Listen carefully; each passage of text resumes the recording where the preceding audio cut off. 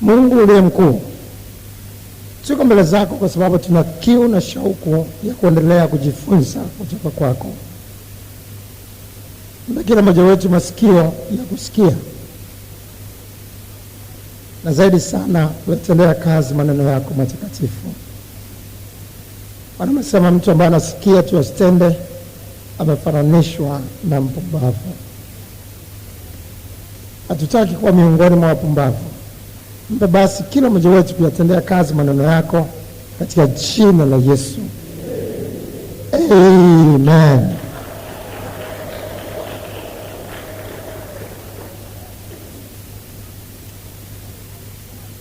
Somo letu lina kichwa kumvunjia Mungu heshima.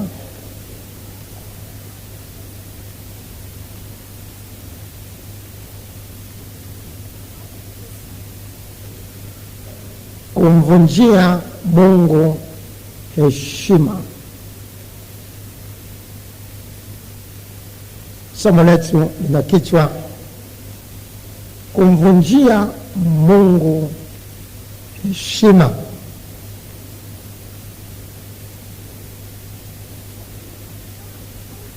Kumvunjia Mungu heshima.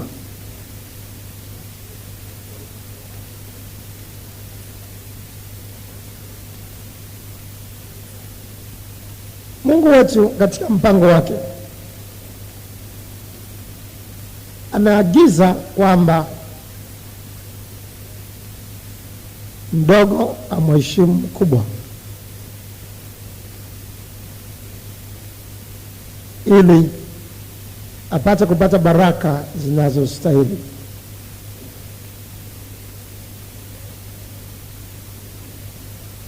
Amri inayotajwa kwamba ni amri inayoambatana na ahadi ya watoto waheshimu wazazi wao.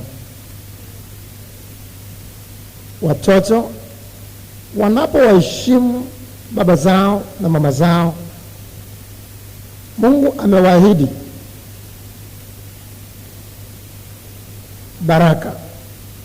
Ameahidi kwamba atazifanya siku zao kuwa nyingi duniani.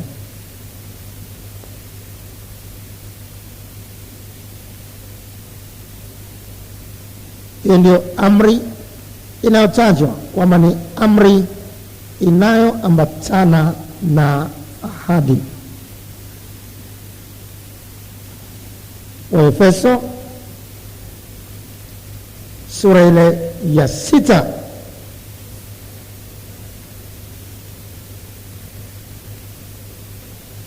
mstari wa 2 mpaka mstari wa 3. Waefeso sura ya 6 mstari wa 2 mpaka mstari wa 3 tunasoma: waheshimu baba yako na mama yako. Amri hii ndio amri ya kwanza yenye ahadi, upate heri. Neno heri hapa inamaanisha baraka. Upate baraka, ukae siku nyingi katika dunia. Waheshimu baba yako na mama yako. Amri hii ndio amri ya kwanza yenye ahadi, upate baraka, ukae siku nyingi katika dunia. Mungu alielekeza, aliagiza kwamba watoto wawaheshimu baba zao na mama zao, na wakifanya hivyo watabarikiwa. Siku zao za kuishi zitakuwa nyingi. Lakini wakati huo akatoa maelekezo kwamba ikiwa mtoto hata mheshimu baba yake au mama yake, ndio agizo alilotoa ambalo lilikuwa linatenda kazi kwa nguvu sana nyakati za sheria ya Musa. Ikiwa mtoto hata mheshimu baba yake au mama yake, akafikia mahali kumtukana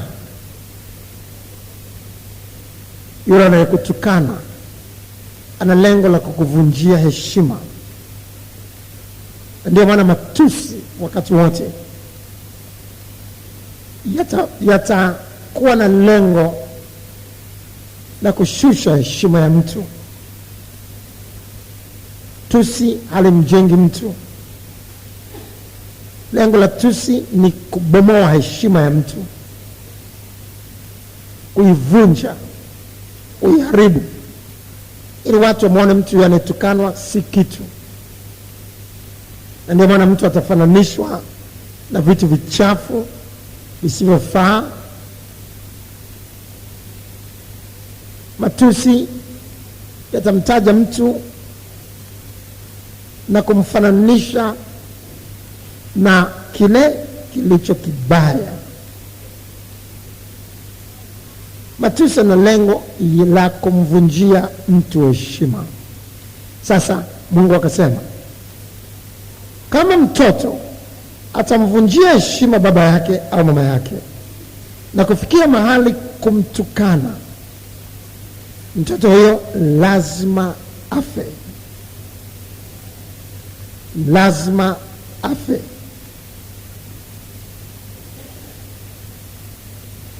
Tuende sasa katika Mathayo.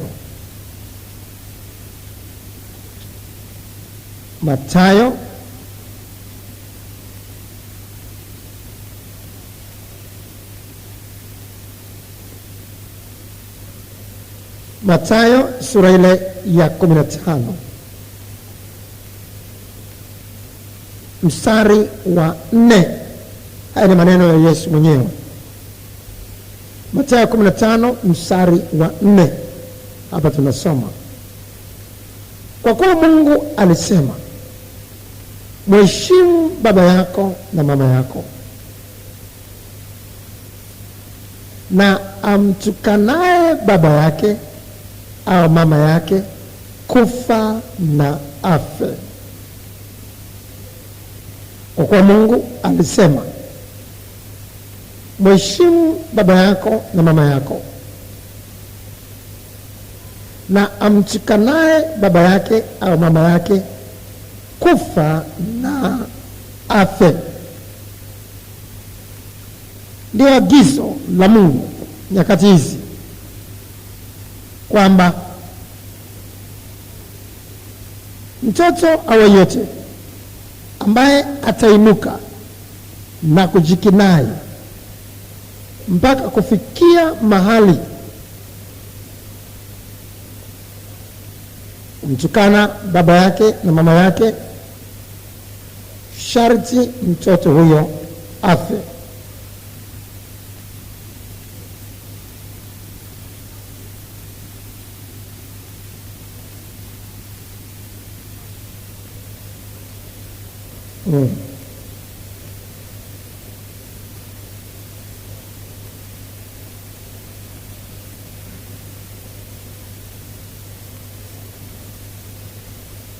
Kwa nini? Amemvunjia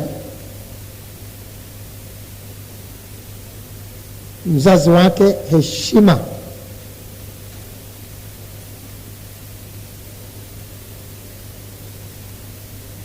Watoto waliuawa kwa kupigwa mawe.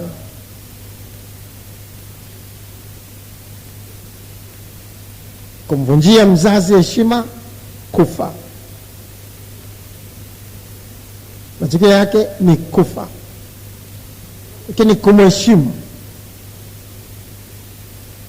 ni kupata baraka. Baraka hizo za kuheshimu wazazi zinazidi kufafanuliwa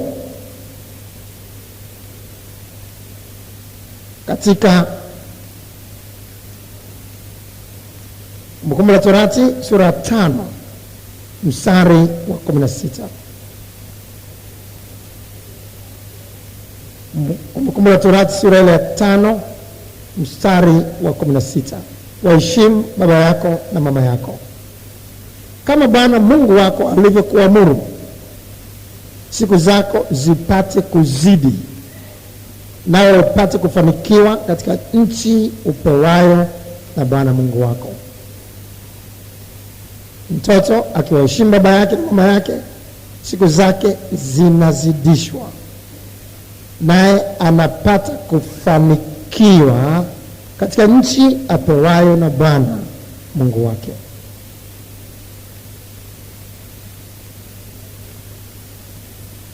Hayo ndiyo yalikuwa maagizo na maelekezo ya Mungu, yakitaka kwamba watoto wapate kukumbuka wajibu wao wa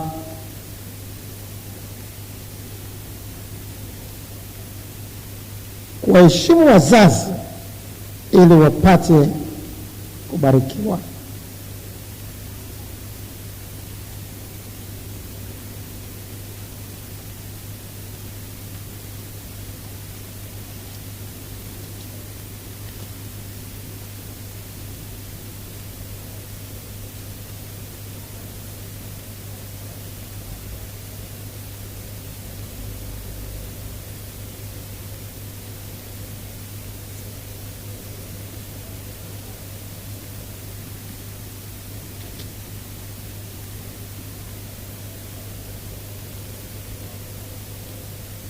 Sasa tukiwa tumejua hayo, ni muhimu kuelewa kwamba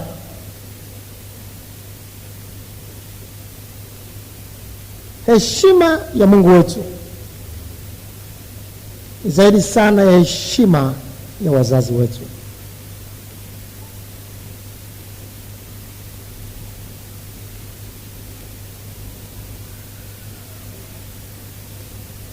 Ikiwa watoto wanatarajiwa kuwaheshimu wazazi wao kwa sababu wamewazaa,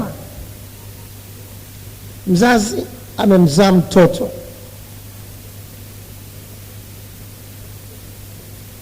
akamfanya kuwepo duniani, ni zaidi sana Mungu wetu ambaye vyote vilifanyika kwa huyo. Pasipo yeye hakikufanyika kitu chochote. Pasipo yeye tusingekuwepo sisi sote, wala kiumbe chochote kisingekuwapo. Na kwa sababu hiyo, heshima zote zinamstahili Mungu. Na mbinguni, wakazi wote wa mbinguni wanaonyesha heshima zao kwa Mungu kwa viwango vya juu sana. Muda usingetutosha kuzungumza jinsi Mungu anavyoheshimiwa mbinguni, lakini tuchukue muda tena kidogo ili tupate kwenda mbinguni katika roho na tupate kujifunza jinsi Mungu anavyoheshimiwa mbinguni. Tujue huyu Mungu wetu ambaye tunalitaja jina lake ni Mungu anayeheshimiwa kiasi gani. Heshima anayopewa Mungu ni zaidi kwa mbali sana kuliko heshima ya mfalme. Ni zaidi kwa mbali sana kuliko heshima ya rais wa nchi. Malaika na wote wenye uhai wakaao mbinguni wanamheshimu kwa heshima za juu sana. Na sura nzima ya Ufunuo wa Yohana sura ya 4 inaelezea jinsi Mungu anavyoheshimiwa mbinguni. Labda tuangalie sura hiyo ya 4 Ufunuo wa Yohana, tuone tunaweza kusoma mistari ngapi Kama tunaweza kusoma yote, tuone kama tunaweza kwa haraka. Ufunuo wa Yohana sura ile ya 4 ni sura nzima, mstari wa kwanza mpaka mstari wa 11. Baada hayo naliona, natazama, mlango ukafunguka mbinguni, na sauti ile ya kwanza niliyoisikia kama sauti ya baragumu ikinena nami ikisema, panda hata huku, nami nitakuonyesha mambo ambayo hayana budi kuwako baada ya hayo. Na mara nalikuwa katika roho, natazama, kiti cha enzi kimewekwa mbinguni, na mmoja ameketi juu ya kile kiti, na yeye aliyeketi alionekana mithili ya jiwe la yaspi na akiki, na upinde wa mvua ulikizunguka kile kiti cha enzi, ukionekana mithili ya zumaridi. Na viti 24 vilikizunguka kile kiti cha enzi, na juu ya vile viti naliona wazee 24 wameketi, wamevikwa mavazi meupe, na juu ya vichwa vyao walikuwa na taji za dhahabu. Na katika kile kiti cha enzi, hiki ndio kiti anachokikalia Mungu. Kikoje? Sio kiti anachokikalia rais wa nchi, sio kiti anachokikalia mfalme yote duniani. Kikoje kiti chake? Na kile kiti cha enzi kinatoka, na kile kiti cha enzi kunatoka umeme na sauti na ngurumo. Useme wote, na kile kiti cha enzi tena, na katika kile kiti cha enzi kunatoka umeme na sauti na ngurumo. Na taa 7 za moto zilikiwaka mbele ya kile kiti cha enzi, ndizo roho 7 za Mungu. Na mbele ya kiti cha enzi kulikuwa na mfano wa bahari ya kioo kama bilauri, na katikati ya kile kiti cha enzi na pande zote za kile kiti walikuwa wenye uhai 4, wamejaa macho mbele na nyuma. Na huyo mwenye uhai wa kwanza alikuwa mfano wa simba, na mwenye uhai wa pili alikuwa mfano wa ndama, na mwenye uhai wa tatu alikuwa na uso kama uso mwanadamu, na mwenye uhai wa 4 alikuwa mfano wa tai arukaye. Na hao wenye uhai wa 4 kila mmoja alikuwa na mabawa 6, na pande zote na ndani wamejaa macho, wala hawapumziki mchana na usiku, wala hawapumziki mchana wala usiku, wakisema, mtakatifu, mtakatifu, mtakatifu, Bwana Mungu Mwenyezi, aliyekuwako na aliyeko na atakayekuja. Na hao wenye uhai wanapompa yeye aketie juu ya kiti cha enzi utukufu na heshima na shukrani, yeye aliye hai hata milele na milele. Ndipo hao wazee 24 huanguka mbele zake yeye aketie juu ya kile kiti cha enzi, na humsujudia yeye aliye hai hata milele na milele. Na huzitupa taji zao mbele ya kile kiti cha enzi wakisema, umestahili wewe Bwana wetu na Mungu wetu kupokea utukufu na heshima na uweza, kwa kuwa wewe ndio uliyeviumba vitu vyote, na kwa sababu ya mapenzi yako vilikuwako, navyo vikaumbwa. Mbingu yote kwa namna ya kutisha sana, kila kiumbe mbinguni kinaonyesha heshima zake mbele za Mungu. Malaika mabilioni kwa mabilioni kwa mabilioni kwa mabilioni wanaonyesha heshima za kipekee sana kwa Mungu aliyeumba vyote.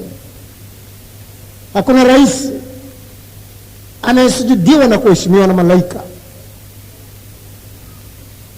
Rais atapewa saluti na askari wanadamu. Watakuwa ni wanadamu wanaonyesha heshima kwake na kumpigia saluti. Lakini Mungu anaheshimiwa na zaidi ya wanadamu, lakini malaika ambao idadi yao inashindwa hata kutajwa kwa hesabu yetu ya kawaida, malaika matrilion kwa matrilion wanatajwa kumheshimu Mungu kwa viwango visivyokuwa vya kawaida. Je, umejaribu kuwaza jinsi rais wa nchi anavyoheshimiwa? Umejaribu kuwaza jinsi kamanda mkuu wa majeshi anavyoheshimiwa? Umejaribu kuwaza jinsi mkuu wa majeshi anavyoheshimiwa na makamanda na askari walio chini yake? Heshima hii si kitu, si chochote mbele ya heshima anayopewa Mungu wetu mbinguni. Biblia inasema sasa katika Ufunuo Yohana sura ya 5. Ufunuo Yohana sura ya 5 mstari wa 11 mpaka mstari wa 14. Ufunuo Yohana sura ya 5 mstari wa 11 mpaka 14 tunasoma. Nikasikia sauti ya malaika wengi pande zote za kile kiti cha enzi na za wale wenye uhai na za wale wazee, na hesabu yao ilikuwa 10,000 mara 10,000 na 1000 mara 1000. Angalia hesabu gani hiyo? 10,000 mara 10,000 na 1000 mara 1000. Mabilioni kwa mabilioni, matrilioni ya malaika wakisema kwa sauti kuu, astahili mwana kondoo aliyechinjwa kuupokea uweza na utajiri na hekima na nguvu na heshima na utukufu na baraka. Na kila kiumbe kilichoko mbinguni na juu ya nchi na chini ya nchi ya juu ya bahari na vitu vyote vilivyomo ndani yake nalivisikia vikisema, baraka na heshima na utukufu na uweza una yeye akitie juu ya kiti cha enzi na yeye mwana kondoo hata milele na milele. Na wale wenye uhai 4 wakisema amina, na wale wazee wakaanguka wakasujudu.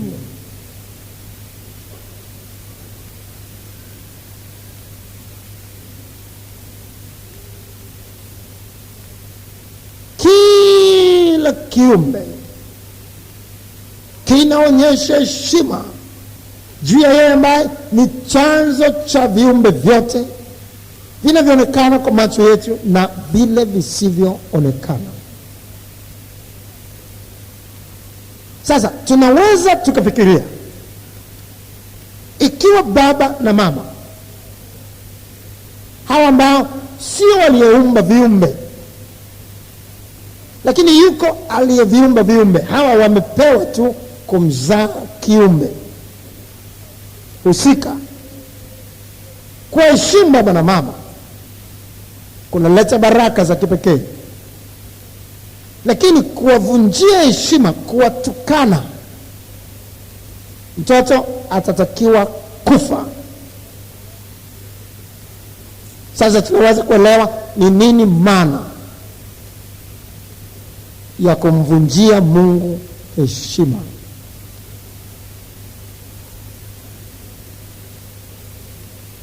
Ni nini maana ya kulifanya jina la Mungu litukanwa?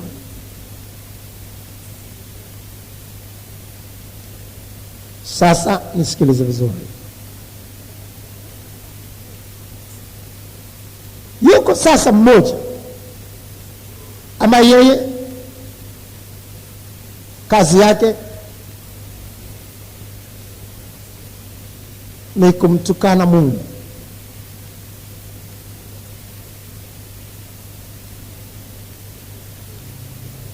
Kwa sababu amekwisha kuhukumiwa. Huyo anaitwa Shetani. Katika Mathayo 25:41, Shetani pamoja na malaika zake hawa wamekwisha kuhukumiwa. Mahali pao ni katika moto wa milele. Hawana nafasi ya kutubu. Na kwa sababu hii Shetani na wasaidizi wake furaha yao ni kumtukana Mungu.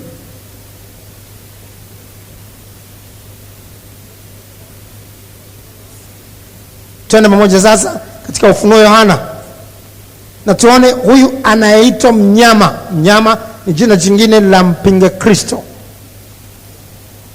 Tuone jinsi ambavyo anavyokuwa amejaa maneno ya makufuru akimtukana Mungu.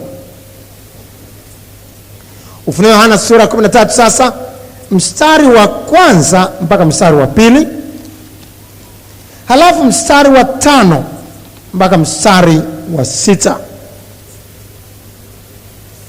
Ufunuo Yohana 13 mstari wa 1 mpaka mstari wa 2, halafu mstari wa 5 mpaka mstari wa 6.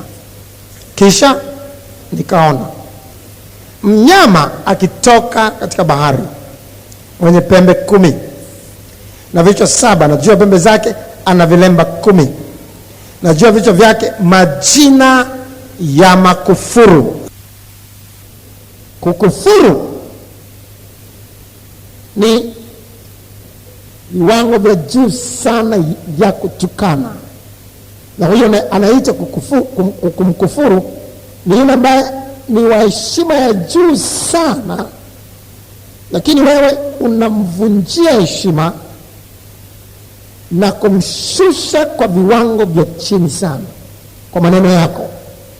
Huko sasa ni kukufuru. Kisha nikaona mnyama akitoka katika bahari mwenye pembe 10 na vichwa 7, na juu ya pembe zake ana vilemba 10, na juu ya vichwa vyake majina ya makufuru. Na yule mnyama niliyemwona alikuwa mfano wa chui, na miguu yake ilikuwa kama miguu ya dubu, na kinywa chake kama kinywa cha simba. Yule joka akampa nguvu zake na kiti chake cha enzi na uwezo mwingi. Mstari wa 5 mpaka 6, naye akapewa kinywa cha kunena maneno makuu ya makufuru, yaani matusi ya kutisha, ndio maana yake. Naye akapewa kinywa cha kunena maneno makuu ya makufuru, akapewa uwezo wa kufanya kazi yake miezi 42. Tuseme maneno haya katika mstari wa 6 pamoja kwa bidii, tumjue Shetani na kuijua kazi yake ilivyo kazi chafu, akafunua kinywa chake amtukane Mungu. Tena kwa bidii, tena kwa bidii ili tukumbuke. Ndio, na kulitukana jina lake na maskani yake, nao wakaao mbinguni. Kwa bidii sana, hapa ndio moyo wa somo, ili tukumbuke nani yuko nyuma ya matusi. Matusi yanatokana na nani? Piga kelele tena kwa nguvu. Akafunua kinywa chake amtukane Mungu, na kulitukana jina lake na maskani yake, nao wakaao mbinguni. Hiyo ndio kazi ya Shetani na wasaidizi wake wakuu, kumtukana Mungu na wote wakaao mbinguni, hata kuitukana maskani ya Mungu. Sasa nisikilize. Hapa tumeona mnyama aliyepewa nguvu na uwezo na joka, yani Shetani mwenyewe, akinena maneno makuu mno ya makufuru, matusi ya ajabu ya kutisha. Anamtukana Mungu ambaye alimuumba.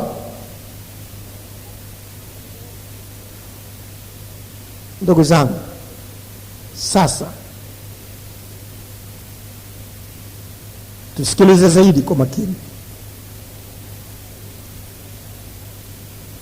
Baada ya kuelewa hivi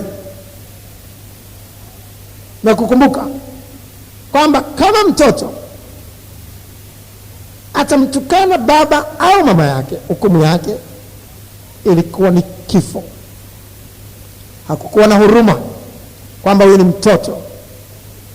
Mtoto hakuachwa kumtukana baba yake au mama yake.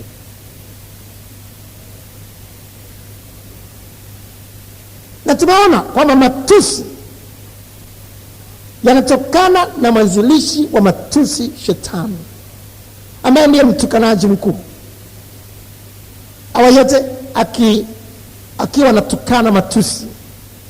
Matusi yako matusi ya kutisha, na wako watu ambao midomo yao ni michafu, imejaa matusi, na kila wakati ni kutukana.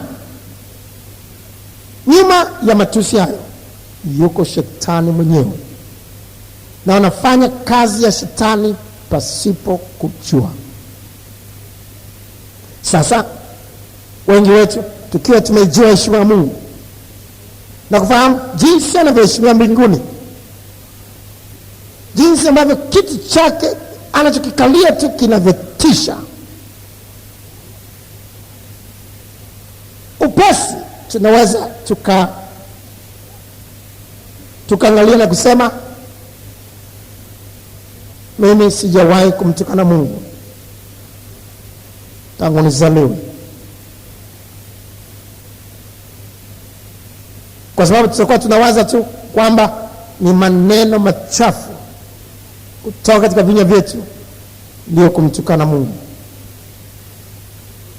na kwamba inaishia tu hapo. Ni zaidi ya hapo.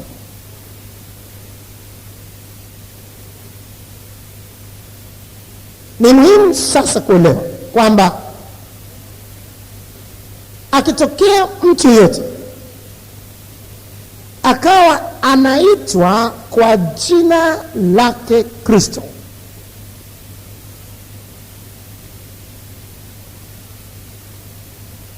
na jamii, watu ambao ni wapagani au watu wengine wasiomjua Mungu, wasiomwamini Yesu Kristo, wanaomzunguka wakajua mtu huyu ni Mkristo,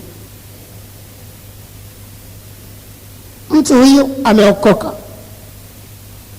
mtu huyu ni mtu wa Mungu.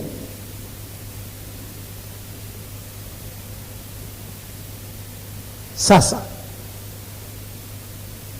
Mungu, kwa sababu ni mtakatifu sana, na wote walioko mbinguni kama tulivyosoma wanasema mtakatifu, mtakatifu, mtakatifu, mtakatifu. Mungu anatarajia kwamba yeyote atakayelitaja jina la Bwana na kujihusisha nalo, yeye vile vile ataacha uovu. Ndio maana maandiko yanasema sehemu nyingine, kila alitajae jina la Bwana na aache nini? Na aache uovu, auache uovu.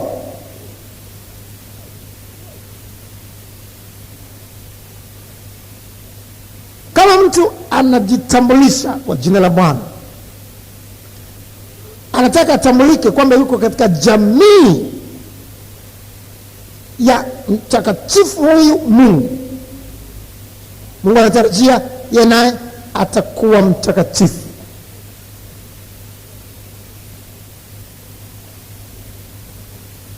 Ili watu watakapomwona yule anayelitaja jina la Bwana wamheshimu Mungu.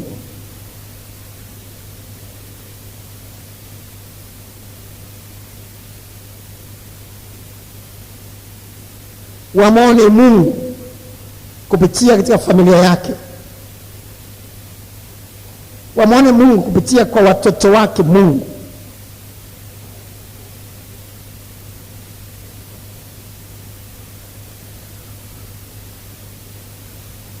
Sasa Mungu akasononeshwa alipoona Waisraeli aliyowataja kwamba ni taifa lake mwenyewe, aliwatambulisha kwamba ni taifa la Mungu lililoteule, akawaita Waisraeli watoto wake, wana wake. Walipoanza kuabudu miungu, kama mataifa, kama wapagani walipoanza kufanya uasherati na uzinzi wa kutisha,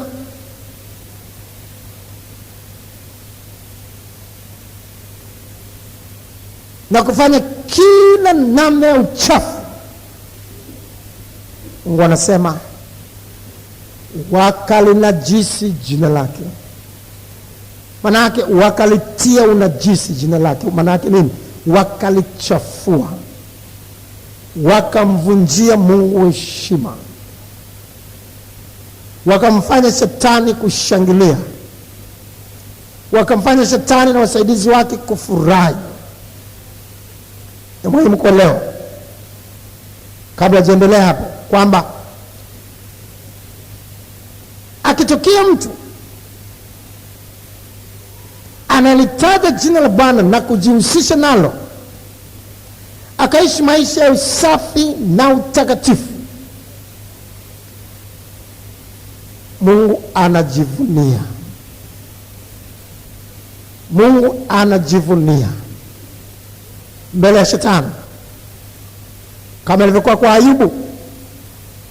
Mungu akamwambia Shetani, umetoka wapi?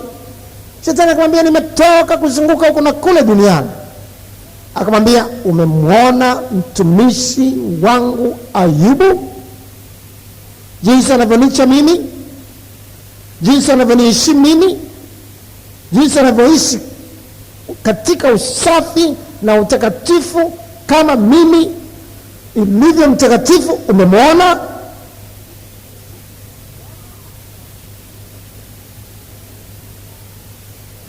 Mungu anajivunia, anamtaja Ayubu kwa kujivunia. Labda tujikumbushe hapo kwa haraka. Ayubu sasa sura ya 1. Ayubu sura ya 1. Ayubu sura ya 1 mstari wa 7 mpaka mstari wa 8. Ayubu 1 mstari wa 7 mpaka mstari wa 8. Bwana akamuuliza Shetani, umetoka wapi wewe? Ndipo Shetani akamjibu Bwana na kusema, natoka katika kuzunguka duniani na katika kutembea huku na huku umo. Kisha Bwana akamuuliza Shetani, je, umemwangalia mtumishi wangu Ayubu?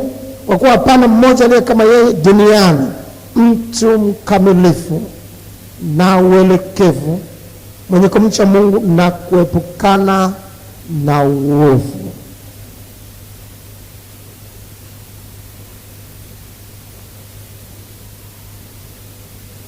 Mungu anajivunia anapomwona mtu analitaja jina lake, anaishi katika usafi na utakatifu.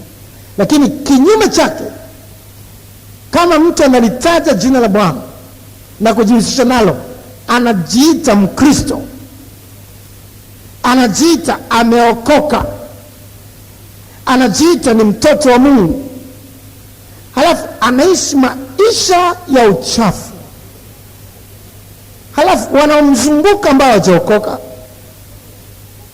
wananena ovyo na kusema, kiko wapi? Uongo tu. Wokovu gani? Uongo tu. Hakuna kuokoka duniani. Sinawaambia, unaona hao watu wanafanya usanii, unaona watu hao waongo. Kuokoka wanaokoka nini? Angalia maisha yake huyu, angalia maisha yake yule, angalia maisha yake huyu. Yule ni mchungaji, yule ni mama mchungaji, yule ni askofu, yule ni mwanakwaya, yule. Hakuna kitu. Tunaona watu wachafu tu, waongo, wasanii. Jina la Mungu linaloheshimika kiasi hicho linatiwa unajisi. Angalia sasa kitabu cha Ezekiel.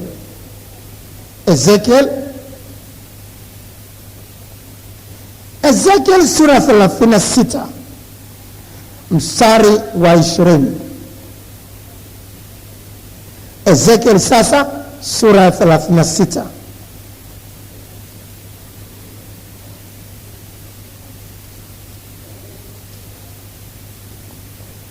Ezekiel 36 mstari wa 20. Hapa anatajwa taifa la Mungu, watoto wa Mungu, Israeli. Na walipofikiria mataifa yale walioyaendea, walilitia unajisi jina langu takatifu, kwa kuwa watu waliwanena wakisema, watu hawa ni watu wa Bwana, nao wametoka katika nchi yake. Na walipofikiria mataifa yale walioendea, walilitia unajisi jina langu takatifu, kwa kuwa watu waliwanena wakisema, watu hawa ni watu wa Bwana, nao wametoka katika nchi yake. Wakalitia unajisi jina lake. Na watu wakasema, mbona hawa tumesikia ni watu wa Bwana, mbona hawa tumesikia ni wa Kristo, mbona hawa tumesikia kwamba ni watu wa Mungu, mbona wanalinajisi jina la Mungu?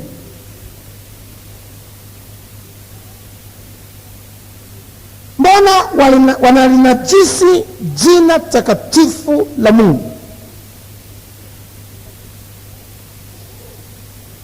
Mbona wanalichafua?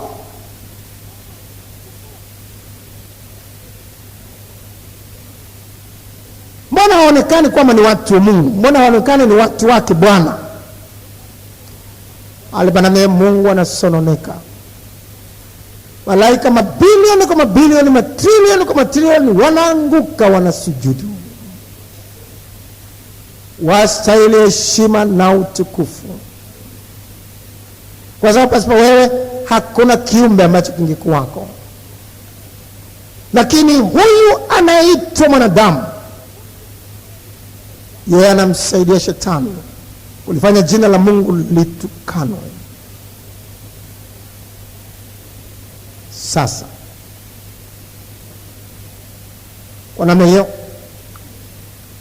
akitokea mtu analitaja jina la Bwana na kusema ameokoka, au akitokea mtu anamhubiri Yesu na kusema Yesu anaokoa, Bwana asifiwe, mimi ni Mkristo, nami hata kumtaja Kristo na kujihusisha naye ni kulihubiri jina lake, ni kulitangaza jina lake. Sasa mtu anapohubiri kwamba watu wasiibe, alafu anaiba mwenyewe, watu wasizini, alafu anazini mwenyewe,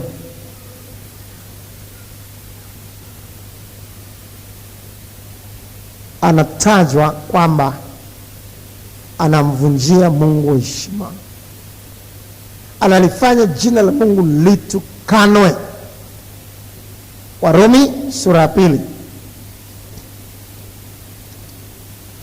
Warumi sasa sura ya 2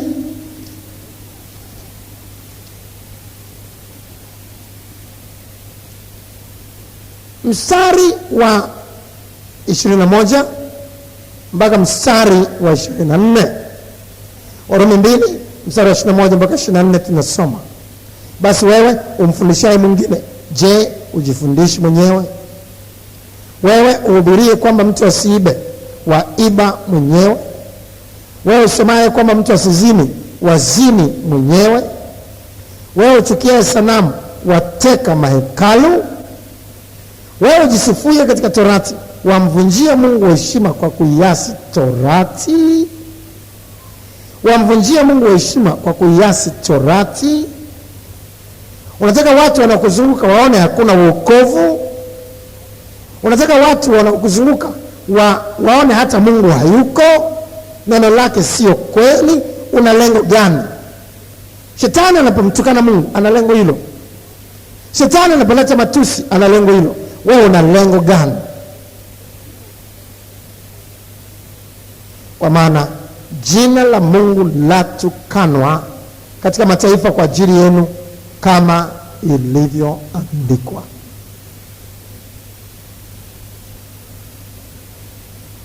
Ndio maana Biblia inaeleza tena na tena, kama tunajitambulisha kwamba tumeokoka, kama tunajitambulisha kwamba sisi ni watoto wa Mungu, kama tunajitambulisha kwamba tuko katika familia ya Mungu, tunatakiwa kumheshimu Mungu kwa maisha yetu, kumheshimu Mungu kwa matendo yetu, ili wanaotuzunguka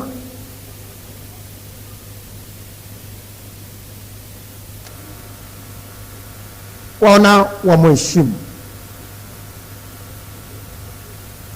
Lakini tunapoishi maisha yaliyo tofauti na maneno ya Mungu, halafu tunajitambulisha kwamba sisi ni Wakristo,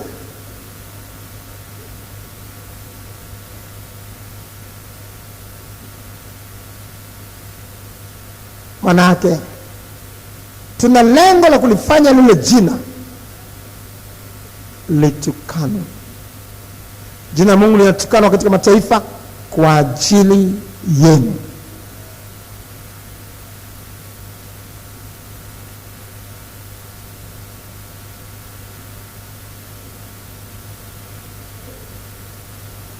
Ndio maana Biblia inazungumzia, hatuna muda wa kusoma mistari yote hiyo, lakini maandiko yanaeleza kwa msisitizo kwamba tukae katika mafundisho ili jina la Mungu lisitukanwe wala mafundisho yetu. Timotheo wa kwanza sura 6 mstari wa kwanza. Vile vile waraka wa pili wa Petro sura ya 2 mstari wa 2, ili njia ya kweli isitukanwe.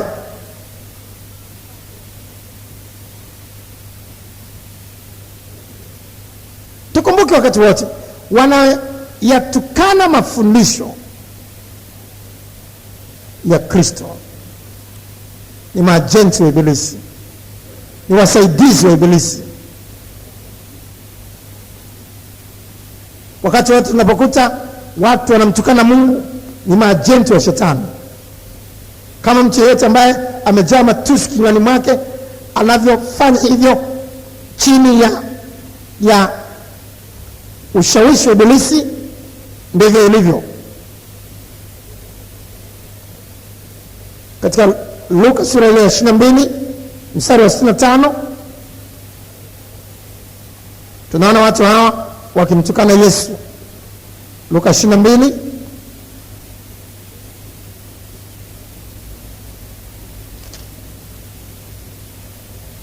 Luka 22 mstari wa 65.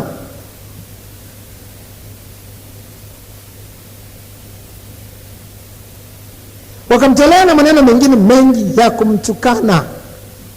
Hawa walikuwa katika ushawishi wa Shetani. Wamemfanyia dhihaka Yesu, wamempiga, wamemfunika macho. Halafu wanamuuliza wakisema, tabiri nani ile kupiga? Sasa wanamtukana. Utaona inaelezea hata pale msalabani, mmoja katikati ya wale wahalifu akamtukana. Luka 23 mstari wa 39.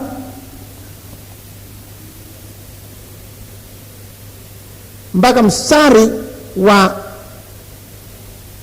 40, tusome hapo. Luka 23:39 mpaka 40. Na mmoja wale wahalifu waliotungikwa alimtukana, akasema, je, wewe si Kristo? Jiokoe nafsi yako na sisi. Lakini yule wa pili akamjibu akamkemea akisema, wewe humwogopi hata Mungu? Humwogopi hata Mungu? Hata Mungu unamtukana? Wote hao waliokuwa wanamtukana Yesu walikuwa wanafanya kazi ya Shetani. Matendo ya Mitume sura ya 18. Hapa tunakuta watu wanahubiriwa Injili, wanaipinga kwa nguvu zote, alafu wanatukana.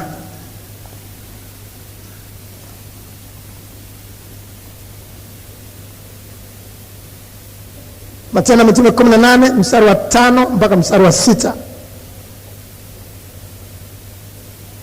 Matendo 18 mstari wa 5 mpaka mstari wa 6. Hata Sila na Timotheo walipoteremka kutoka Makedonia, Paulo akasongwa sana na lile neno, akiwashuhudia Wayahudi ya kwamba Yesu ni Kristo. Walipopingamana naye na kumtukana Mungu, akakung'uta mavazi yake, akamwambia, damu yenu na iwe juu ya vichwa vyenu, mimi ni safi. Tangu sasa nitakwenda kwa watu wa mataifa. Anawahubiri, wanapingana naye na kumtukana Mungu wake anayemhubiri. Hawa ni wasaidizi wa shetani. Hawa ndio wanamtukana Mungu. Mshike mkono jirani yako, muulize, je, wewe ni msaidizi wa shetani?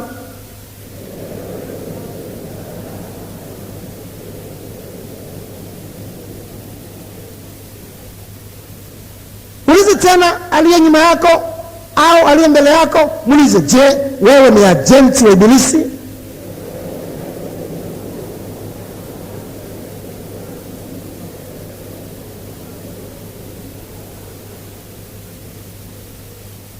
Anasemaje? Anasemaje? Anasemaje? Kweli sio ajenti huyu, sio msaidizi huyu. Sasa sikiliza, tunaposema tumeokoka, tunaposema ni Wakristo, halafu tunaishi maisha yaliyo kinyume na neno la Kristo, kwa kujua au kutokujua, tunamtukana Mungu, tunamvunjia Mungu heshima, na kwa sababu hiyo tunakuwa ni wasaidizi wa ibilisi, kama jinsi mnyama mpinga Kristo alivyo msaidizi mkuu wa ibilisi. Jihoji mwenyewe, sema kweli, kazini kwako maisha yako yakoje? Katika eneo lako la biashara maisha yako yakoje? Shuleni kwako maisha yako yakoje? Nyumbani kwako, kwa majirani maisha yako yakoje?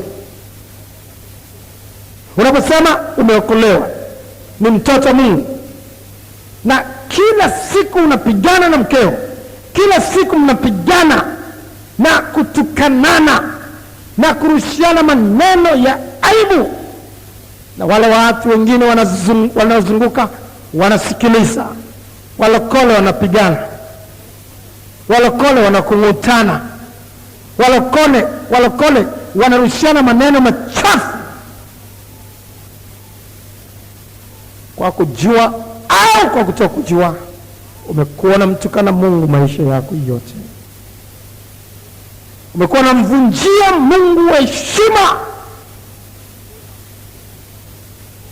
Na watu wale wanasema, je, hawa sio watu wa Bwana? Mbona tunaona wanashika Biblia halafu wanakwenda kila Jumapili kanisani? Binti, unapokuwa shuleni,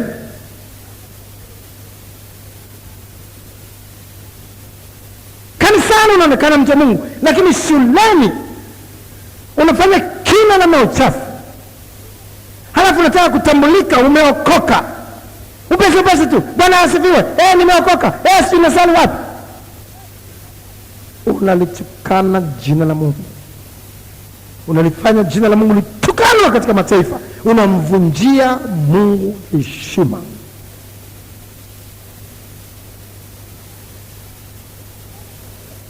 Unasema umeokolewa, lakini kazini kwako maisha yako yanatisha.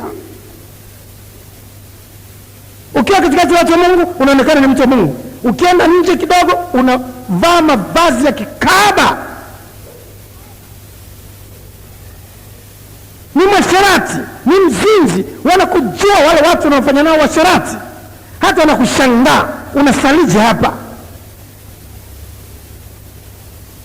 Wanakushangaa mwanamke jinsi ulivyo mchafu, wanakushangaa mwanaume jinsi ulivyo mchafu, kwa sababu maisha ya washerati ndio maisha yako, maisha ya uzinzi ndio maisha yako. Hata wiki umefanya washerati, umekuwa mchafu, na watu wote wanashangaa. Unaposema unakuja kusali katika kanisa linalohubiri wokovu kama hili, kila mtu anakushangaa. Mbona yule anasema ameokoka? Mbona yule anasema ni mtu wa Mungu? Unasikia anavyosema watu mataifa, watu wa duniani, tena anasali kule kwenye ile kanisa, yani kule kwa Kakobi, yuko kule Kakobi, yuko kwenye kanisa lile, na yuko huko kweli. Mbona yuko hivi, mbona yuko vile, mbona yuko hivi, mbona yuko vile? Mungu anasononeka. Je, ndio kazi uliyotumwa kuifanya kweli?